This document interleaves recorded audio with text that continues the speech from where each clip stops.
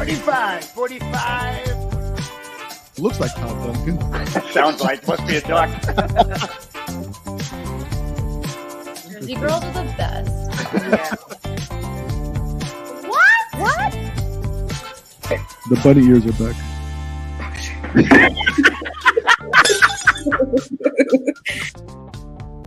That one always gets me smiling. I don't know about anybody else, but that gets me smiling, guys. This is another episode of Laugh Underneath the Podcast, and we're delighted today to have the CEO, owner of AnnieMac Mortgage on here, Joe Panebianco. Joe, how are you? I am doing great. Thank you very much. I hope you like this funky music we put on here for you guys. Love I know you like to break dance, right? It's like one of your sidekicks that no one talks Love about. it. Later on, I'll spin on my head for you. Anyway, this is an interesting episode because obviously I'm part of the Family First family, and recently we were able to merge with AnnieMac, and now Joe is, I guess you are the, what is it? You are the owner of Family First, because Family First is a division now of AnnieMac, right? That's the way it's structured. Yeah, AnnieMac is Family First is a division of AnnieMac, correct? Right. So ultimately, you're the guy who signs my paycheck now. That is correct. Yep. So I have to be cautious about the questions I ask you. I didn't think about that when we were doing our pre-production. So Joe, I'm going to go through this. How are you? No, we'll be fine. We'll get through this, Joe. We'll be fine. So listen, dude, I have always been high on the Joe P train. Oh, thank you. Since I met you in Tampa a couple years back. Always a very stand-up individual from what I've met. The few tips you gave me in outside of the mortgage industry about sleeping for 7 hours, I executed on those, and I saw the benefits in my life immediately, just like you had promised. Love it. And so there was a lot of things, and then that talk you gave about writing your own obituary, that was a very powerful talk that still resonates within me. You know what I mean? Wow. So That's a lot of great. times I'll be going through certain things and I'll be like, is this something I want people to remember me by, or can I make this better? So I'm literally stop myself on that. That is awesome, because at least I know that when I speak, at least one person listens. Oh, I think, Joe, you got more than one person listening nowadays. I think you're doing great. So listen, Joe, this is an interesting market. I just want to dive into this because obviously we're hearing so much news and so much rumblings and the interest rates and the housing market. So I want to start off with the housing market. I heard, well, obviously I've been doing mortgages, right? And I don't do mortgages that much anymore, but I'm in the mortgage industry. So I'm well aware that there is a housing crunch, meaning that the inventory is just not there. New York Times wrote an editorial about it this weekend.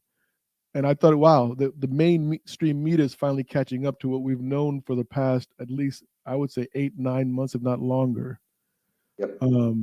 I know that there was and I'm talking a little bit here, but I just want to kind of get this question right. Yep. I know there was a number recently out there that said about 560,000 listings nationwide. So obviously we're in an inventory problem. I don't know if we're in a rate problem anymore. It seems like the country's absorbed that.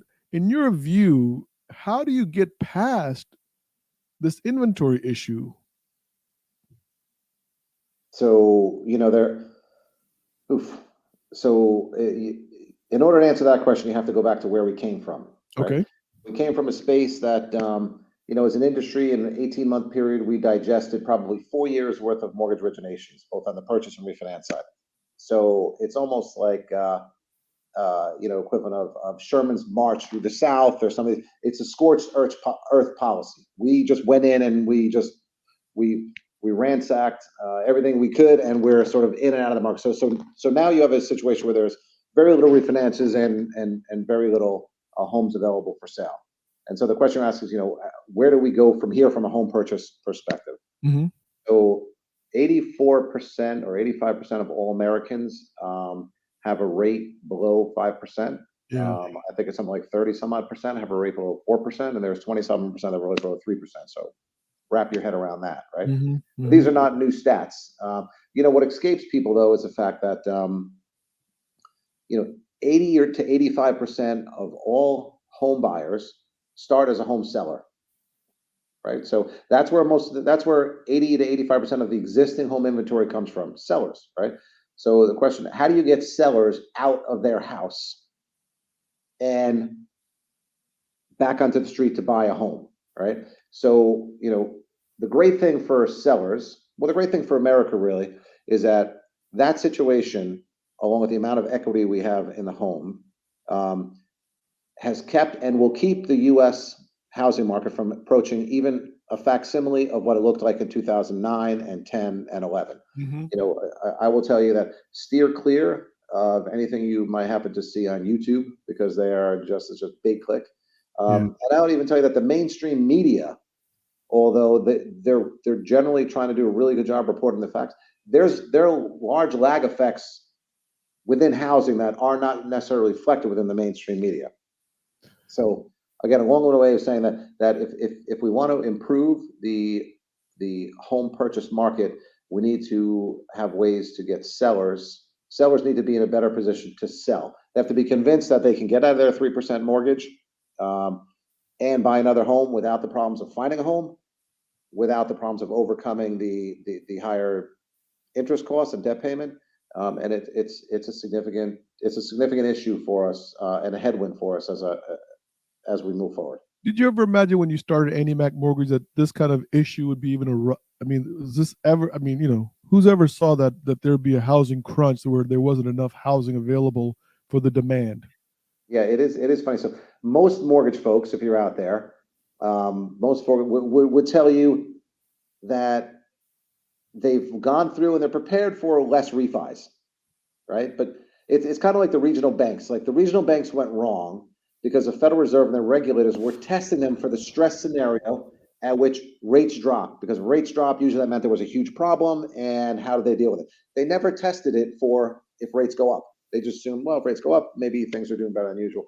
The same thing for us as an industry. No one ever really truly tested the fact that, purchases would drop precipitously. I mean, even in 2008, and people call that sort of the great financial crisis. Actually, people say that was the worst time in mortgage industry. I would say no, because never before in history has this industry had very limited, if no rate and term prospects, and an extremely limited purchase process. In 2008, you had appraisal issues, and you had inventory that I think ultimately ramped up to about 4 million units. Yep.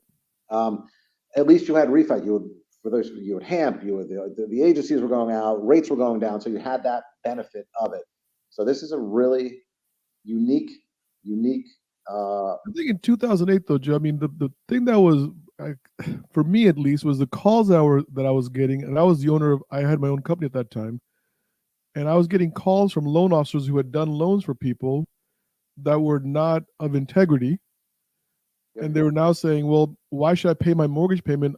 My house is worth 40% less than when I paid for it a year ago. And I mean, I had to tell people, well, if it had gone up 40%, do you think the mortgage company would have raised your payment? Yeah. The one story that sticks out for me during that same exact period was I was trying to figure out what was going on, as everybody else was, and I was listening in on a servicing call, and they were trying to get this woman to pay her mortgage, and they were looking at her monthly debt service in totality. And I think I remember, I'll never forget, it was a Cadillac Escalade, and the discussion went something like, well, you're paying X amount for your car. Why would you default on your house when you can live there? And the response was, "Are you crazy? I'm not defaulting on my car. Like I can always rent an apartment." And it struck me at that point. I go, "Oh, we're in trouble." Yeah. Because it is true. You can always rent an apartment, but they take your car away. How are you gonna, for some people it's a status thing. But for everybody it's a transportation thing. And think if you have kids or you have a job, I mean, so it really was. So again, I would say thank the good Lord that we are a long, long ways away from that type of environment. And then there was another thing that was happening in 08. You bring up all these memories, it was like those guys that were buying houses in the same neighborhood. And then once they closed on the house, then they would let the old one foreclose. Yep. I mean, so they would buy a house that was 40% less in the same area, and now they don't have to move or get the kids to relocate to another school, and now they don't need a credit history anymore. So a lot of craziness we went through, man. A lot of craziness, and now our craziness is a little bit, if there's such thing as better craziness, it's a little bit more manageable because we're Mhm. not talking about systemic failures. We're not talking about real banking issues. We're just talking about a lack of inventory and affordability, both of which you can overcome in the long term, but you have to structure yourself right. You have to be of the right mindset, both from a business perspective and quite frankly from a positivity perspective. And you have to look at this more as an opportunity than as I think the end of times. It's interesting, Joe, as I was preparing for this conversation, I couldn't help but think of the government, which I normally don't do, right? In almost 98 episodes, I've never really brought in the government into any of my conversations. But I felt more and more as I was getting ready for this, I was like seeing the more of like the government being needed to be involved, not in the existing homes, but in helping us create new homes. Because the real problem to me lies in that we don't have enough creation of new homes because the builders aren't incentivized, or the bigger problem is that the infrastructure is just not available for them to build on places that they could be building on rapidly. And Correct. so what is your take with the government on, kind of like stepping in to help the new homes? Okay, so let me tackle that in two ways. First, I want to note that for those of you, there was a continuous debate since 2008 about whether Fannie and Freddie should be public or private. Right? There's people who were holding the preferreds and they were pushing for it to be private. I would say that although Fannie was acting, thank Fannie and Freddie, if they had been public institutions, we'd all be out of business right now. Hmm. So we should be really very thankful that they're under the stewardship of the U.S. government, conservatorship, I should say, because if not, it would have been very ugly if they were standalone banks. So now you get to the U.S. government and how we're going to deal with the housing crisis and inventory, I think is what you're asking. Yeah. So I have to imagine some of your audience out there has sat at a local zoning meeting and listened to what goes on at these meetings and looked up there and said, these people are morons, right? Mhm. Like what, Mhm. who put these people in? And now you have to think of the fact that forget the hundreds of MSAs in the United States. You have to think of these thousands of little towns that all have their own zoning committees, and you've got to go in front of them, and you've got to, you want to put on, you know, uh, an office and a bathroom, and then you have to listen. You have to send notices to all your neighbors, and they get a chance to fight back because they don't want construction in their house. And that is fundamentally the reason that our housing inventory system is broke. If you look at the major developers, Yep. D.R. Horton, for example, they have land on their books, so they can build, right? And they are building, and certainly supply constraints have come down. If you just need to look at the cost of lumber, look at the cost of copper, things like that, Mhm. they've come down. So it's not so much of an issue. There are certain things that still are an issue: electrical components, transformers, etc. But in terms of the ability to rapidly build something, the U.S. government has to find some way, or the state governments that really want to provide affordable housing. I would say the single most important housing we could build right now is the starter family. Yeah. Person who needs 2 bedrooms, maybe 3 bedrooms, 2 bathrooms, that doesn't cost $1 million. That's what we need, and it's hard to get that zone for. And it's quite frankly hard to even get the builders there because it's difficult for them to make money off those The homes. profit margins goes down. That's what they've all told me. Correct. Why do I want to build in Midwest, where the housing market is going for $140,000 when I can build in Northern Virginia? The same supplies, and now the average price is $580,000. Correct. We're seeing So we're seeing some shift in that, but for sure that is where the supply is really. A matter of fact, if you break the housing market into three buckets, say I don't know the exact numbers, but this rhymes with it: 350,000 and below, 350,000 to 800,000, 800,000 and above, and look at where they've moved in price over the last year. I think the bucket that's 350 and below is actually up about 8%. The intermediate bucket is flat to down 1%, and the upper bucket is down about 5 to 10%, depending on where you are. So even in a very challenging interest rate environment where affordability is a problem, you're still seeing a lot of demand funneled into that first bucket and that second bucket. It's the higher priced homes where there's been a lot of wealth destruction in the last year and a half or so that those are starting to suffer. Yeah, I think you make a good point. I mean, I think the people looking to buy their second or third home, the next level up, that's where the challenge is because they're sitting on a 3.5% interest rate. What's the motivation? I mean, what's the motivation? Unless something happens where instead of 2 kids, now you have 3 kids, or you get divorced, or something happens that now moves them, other than the desire to have a bigger home. Yeah, yeah, it's definitively an issue, Yeah. right? I mean, Listen, one of the things that I've noticed is, or not noticed, but obviously been reading about, is the end of COVID-19. This has been all over the news, right? Like where the WHO came out with the World Health Organization, and recently the federal government came out with this saying, hey, COVID-19 is over. The impact on the housing market by COVID-19 was absolutely like, I don't know. I mean, I didn't see it happening. I don't think anybody saw it. We thought it was going to be the opposite, like it was going to be buckled down and you couldn't sell a house. correct. So with the end of COVID-19, how does that change you as the owner of AnnieMac? How are you seeing that affect your business and the employees and working from home versus, hey guys, come on back to the office? Let's talk about that as an entrepreneur, and let's talk about that its effect on the housing industry, right? So Okay. I'll start with the latter. In the housing industry, the end of COVID, we may have declared the end of COVID from a WHO perspective, and in terms of going from pandemic to endemic. But we will feel the effects of COVID as an industry for the rest of our lives because we've now entered a space where people are much more mobile. Now, I want to start by saying there's a large percent of jobs that still require you to work at an office, in a hospital, at a grocery store, at a restaurant, at a stadium, at a theater, right? So you have to think of all those jobs. But having said that, the white collar profession, they have clearly shown a clear wish to work from home, and how that's affected the housing industry is you look at people where they just need a little bit more space. Even if it's just downterm space, nothing you haven't heard of. They want offices, they need an extra bathroom, and they just need something. Mobility has been a huge thing. I don't see that falling. All you need to do is look at the graph of migration and emigration out of the West and the North down South. If I just showed you that graph, you knew nothing else, you would say something happened up here. Something happened here that, like, I don't know, is it floods, is it fire? But it looks like there's a mass exodus out of those states. And so those are the things that you have to look at when you look at your business plan as an LO, as a branch manager, as a regional manager, or as an owner of a company. You have to look at, there's a great statement that talks about, demographics are destiny, right? And there's no great science behind demographics. Like, you don't need to have a PhD in econometrics in order to say, okay, here's different ages of different people, here's what's happening to them, right?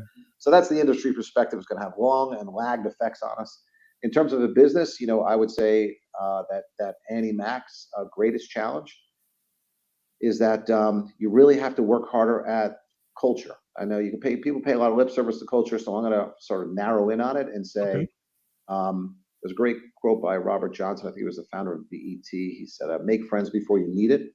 And what I always took by that, and people have heard me say this before, is it's not as nefarious as, listen, I'm gonna make friends with you because if I need you, you're there. No, it's truly make friends before you need it. Meaning, let's look at our world in the underwriting world, right? If a processor was sitting next to an underwriter in a pod system, and they were sharing time together, and they went to lunch, and they were working on files, eventually you're going to get that friction in this industry, right? We could be LO to underwriter, underwriter to processor.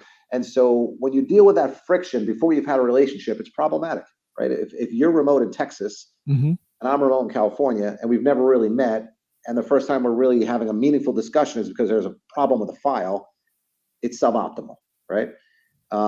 So you also can't strategize well via conference call. Like if you and I were going to sit down and really set up a business plan for how we're going to conquer a particular area or a project, doing it like this is not ideal. You want to get face to face, so that's a problem. As I said before, culture is a problem, and so you have to try to solve for those things. Outside of that, I will tell you that work from home is a really wonderful thing for for people if they can do it, right? If they have the mindset for it. Yeah. Imagine asking people to go back to a world where they have to get up about an hour and a half before they come to work. They've got to shower, get dressed, drop their kids off, stop and get a coffee, sit in traffic, pick up their dry cleaning, come into work, spend 15 minutes chit-chatting, get to work, go out for, a quick break, come back, go to lunch. People are at your desk constantly talking to you. If you look at the productivity numbers, they've skyrocketed. But I think business owners, and by business owners, I'll say entrepreneurs, by entrepreneurs, I mean everyone from, my personal belief is everyone is their own CEO. If you have a one-man business or a 10,000 man, you are the CEO of that business. You're the CEO of your family. You're the CEO of your own, and in that CEO position, you have to say to yourself, what's really what works and what doesn't work. Yeah, my wife is begging me to stay in the office. My wife literally said, "You gotta go." She said that. She said, "You gotta go. Like, you can't be here anymore." So she is the CEO of your house. You've identified that. Dude, I'm about, let me see. If she's a CEO, I'm probably like housekeeping. Like That's so funny. just I'm surprised you're that far up the chain. Well, I mean, this is my perspective, so I could be wrong again. Yeah. But so COVID has really affected our world in every way possible. Yeah, I mean, that's what I'm really starting to wonder. Like, I mean, which when I read these articles that it's over, and I'm like, are they really saying it's over? Like, it's just part of our life now, and we just have to accept this. This is how we're going to be moving forward together.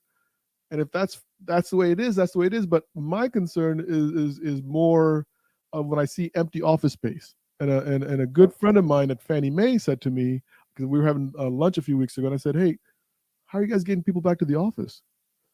And he says, "We're using about 10% of the office space here in Washington, D.C. Correct. And just think about, I mean, Fannie Mae's got to have, I don't even know how many square foot they probably have, right? Millions of square feet. Yeah. And they've tried, he was telling me, like, free parking or whatever in D.C. or massages at the desk, free lunches. And people are like, yeah, I don't need the massage if I don't get stuck in 495 traffic. That's so funny. It's funny because it's true. Yeah, the people, they confuse the commercial real estate market with just office buildings. Now, the commercial real estate market is carved up in, a dozen different subcategories.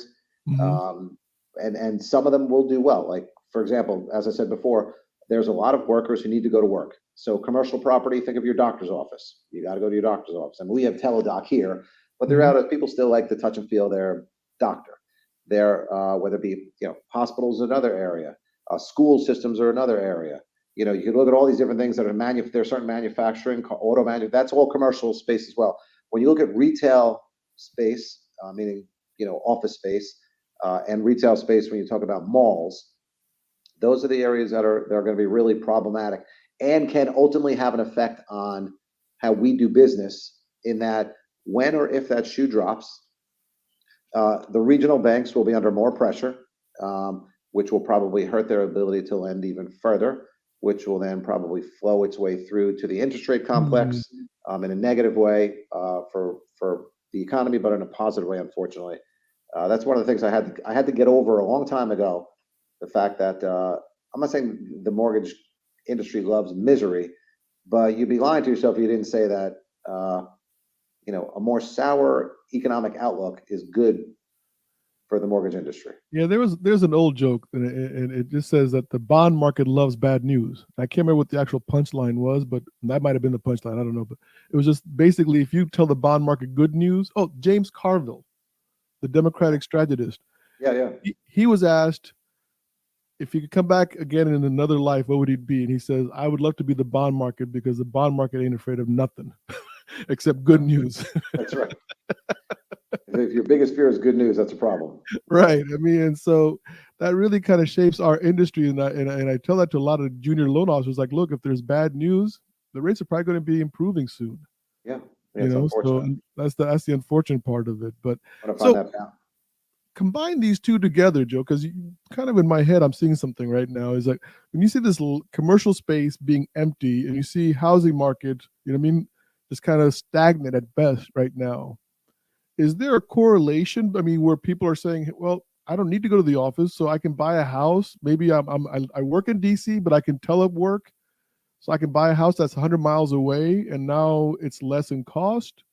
Instead of paying 580,000, I can pay 240,000. Yeah, there's no question that is a thing, right? And it started. Now there are some areas that have gotten burnt by that approach, quite frankly. You know, you look at people who move to these really remote areas. Boise, for example, is good. You know, and now all of a sudden, jobs are a little bit shorter. You know, and it's industry specific as well. So if you worked in the field of technology, you're probably sad you took that approach, right?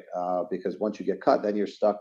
Not stuck. Boise is a beautiful area, but then you're sort of out of your natural habitat. You move there for a cheaper cost of housing, yet you're out of a job, and you know you're not necessarily going to find that tech job, startup job down the street from you. But aside from the spots in the United States and the specific industries that are hurting, yeah, there's no question that we have folks. I don't want to mention their names because I don't want to embarrass them, but it was about a year and a half ago or so, and I was speaking to our one of our closing managers, or closing manager, and I said, "Oh, how you doing?" He's great. I said, "Yeah, we haven't seen each other in a couple weeks." He said, "Yeah, you know, I live in South Carolina now." It's like, "Oh, this is my first shot of it." And I thought, "Well, I said, wait, you moved to South Carolina?"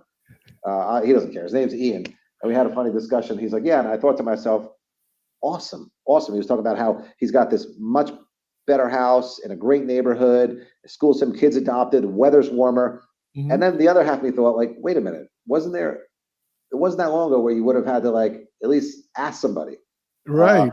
But the reality is, if he had told me, we probably never would have known. His life is much better for it. Therefore, my life is much better for it. Because if you're being sincere about this, about this life you're in, all you really want to do is make people's lives better. And to the extent that it doesn't interfere with you or have a negative effect on you, it's great. Speaking of South Carolina, our producer, John Perry, he's got a 75-acre farm in South Carolina that he bought a few years ago. Very nice. And what's he raising there? Goats. Literally, I'm not joking about this. He's got goats. He's got some chickens. It's a non-slaughter farm now. So when you bring on a Pakistani around goats and you tell me you can't slaughter them, it's very confusing in our mind. So he hasn't invited me to the farm yet. He pats you down, makes you throw off through a metal detector when you go visit his farm. I mean, I'm just saying, it's just like, I remember my father-in-law, when he found out that I was vegetarian, he goes, "Are you converting? Are you no longer Muslim? What's going on here?" That's so funny. They couldn't understand that. So, but hey, let's pivot here. So I do want to get into this with you because you are pretty good. You're not good. You're pretty big on coaching.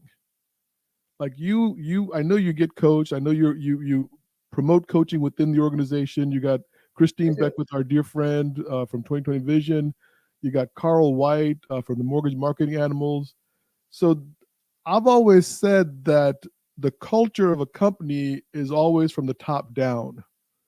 So obviously somewhere in the top, coaching is, and I have to attribute you or the other people in leadership for that, right? That somewhere along, you guys think it is strong enough of a thing that everyone should be part of it.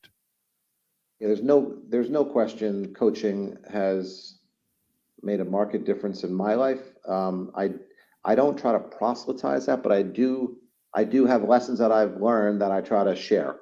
And some of it is selfish. Sometimes I share these lessons because the best way to truly learn something is to teach it, right? But yeah, I believe that everyone needs an accountability partner. If you think you don't, you're kidding yourself.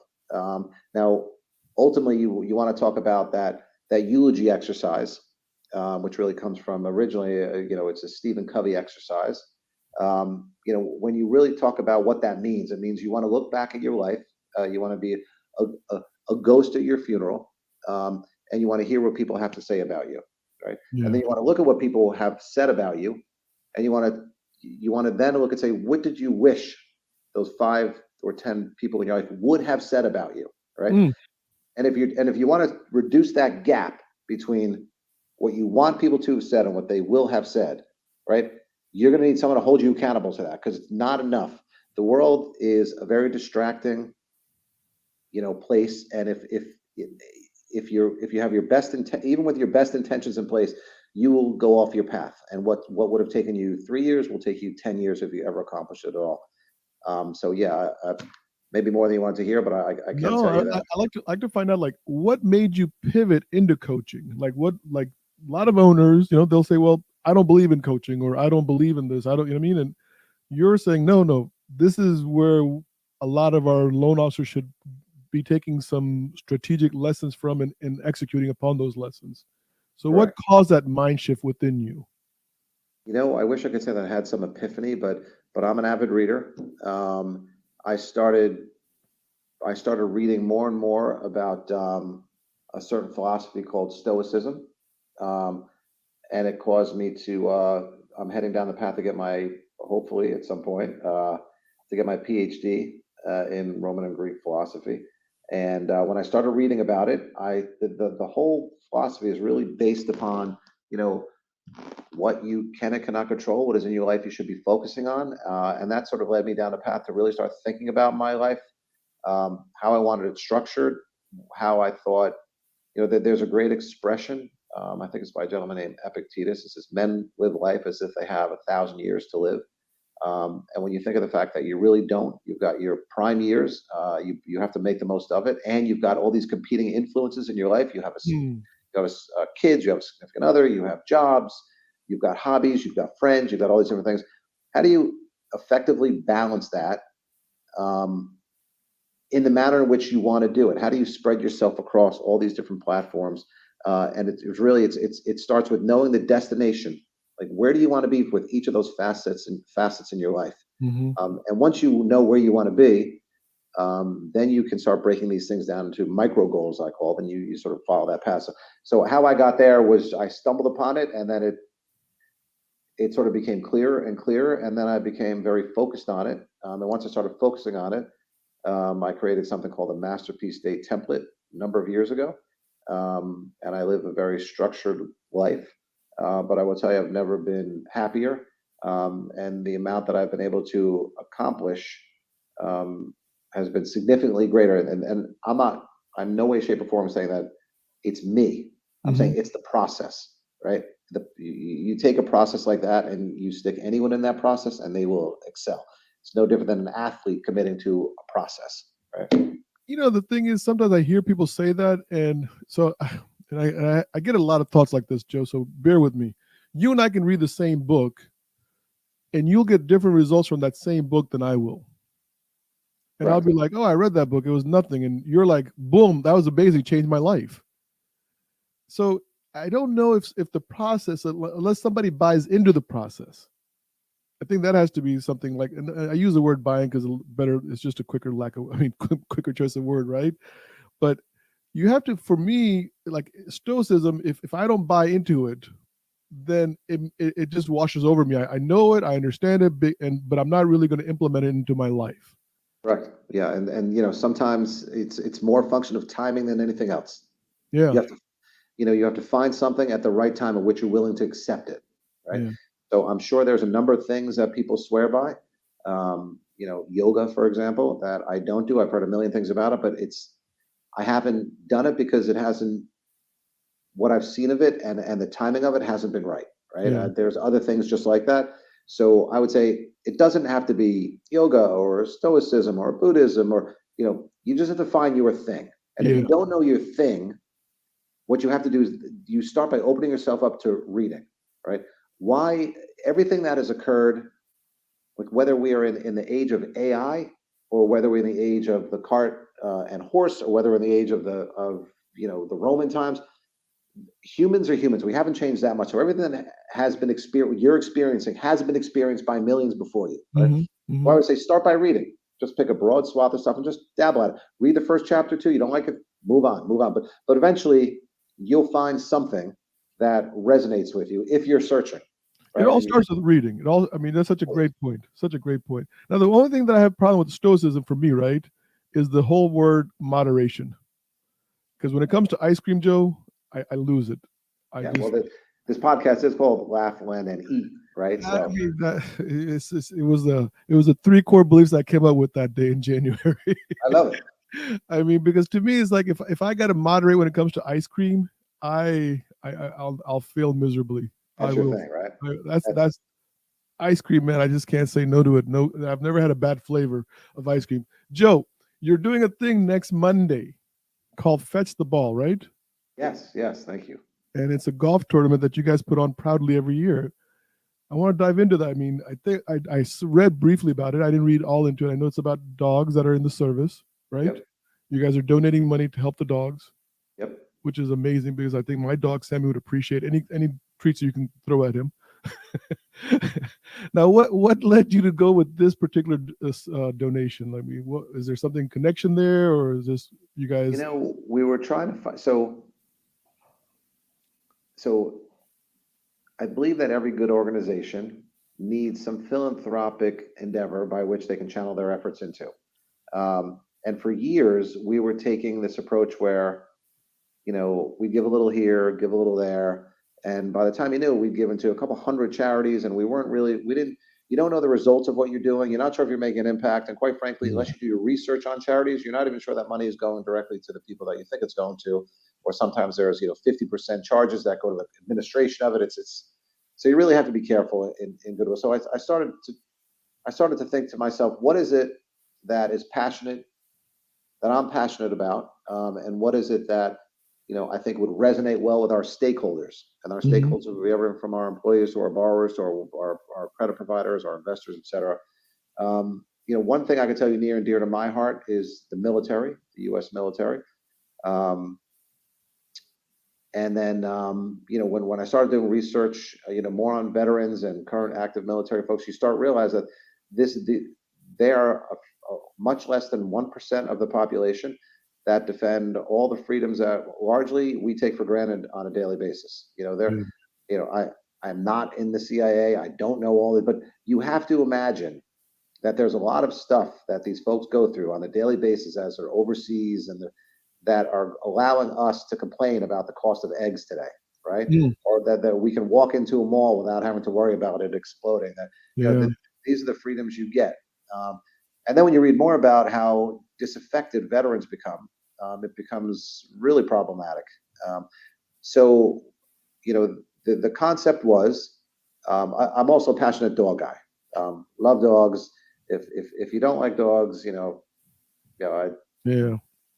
but having said that, passionate dog guy. So I started thinking, is there a way we can combine these two? And then I started doing some more reading, and we found an organization that takes these dogs that are about to be euthanized, and now they take other dogs from puppies, and they pull them out. They train them for a couple of years, and they match them with their forever partner, which is a veteran with PTSD. Oh, man, wow.